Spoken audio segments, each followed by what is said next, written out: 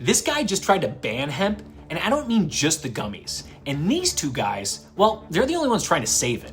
I'm Ryan with Shift Naturals, and I'm gonna show you how a random number for 2018 created this whole mess, why the bourbon lobby is trying to kill it, and how we can fix it. Here's the deep dive. This all started in 2018. And here's the dirty secret that no one wants to admit. Hemp and cannabis are the exact same thing, biologically identical. And so the government had to try and differentiate. They had to pick a random number. It goes from hemp to cannabis. And so it was like Price is Right, where they picked a random percentage and it was 0.3%. So anything under 0.3%, totally good. Anything over 0.3%, federally illegal. States had to pick up the slack and they started choosing random milligrams. So in 2022, Minnesota was one of the first states and they chose a milligram cap of 10 milligrams. Oregon, on the other hand, they chose a very low cap. We already had recreational cannabis here, and so they set a very low standard at 2 milligrams. You had a number of states in the middle coming up with different milligram dosages and different regulations, but it was a patchwork of different laws across different states. In some states like South Carolina, you could find 30, 50 milligram product at convenience stores, and there was no 21 plus age gate.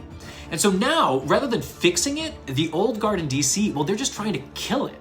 And so last month when we did that government funding, well, at the last minute, Mitch McConnell put in a piece of legislation that was gonna redefine it from 0.3% to 0.4 milligrams. And so for example, our flagship product Downshift, this is a very low dose product. It's 2 milligrams of THC. This would have essentially 4 times the legal limit. But then on top of that, you can't have more than 0.4 milligrams in any container. So this would be a container. Or if you have a gigantic vat of CBD, if there's more than 0.4 milligrams in that, you're going to jail.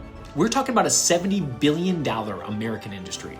And if this ban goes into effect, which right now in November it will, you aren't just killing a product, you're wiping out tens of thousands of jobs for farmers, for truck drivers, for local economies, crushed. I have to be honest, there's definitely regulatory needs here. We don't want synthetics. We don't want cartoon characters on packaging. We want age gates. We want testing, we want safety, we want regulatory compliance across the entire country. And that's why we support the Wyden-Merkley plan. And they are the adults in the room. They said, hey, let's take a rational, regulatory approach to this and treat it like alcohol. Let's not ban it like heroin. So we need you to do one thing. Call your representative. Just say something simple. I support the Wyden-Merkley amendment to keep hemp legal in America and support local farmers. We couldn't do this without you, and together we can fix this. Thanks.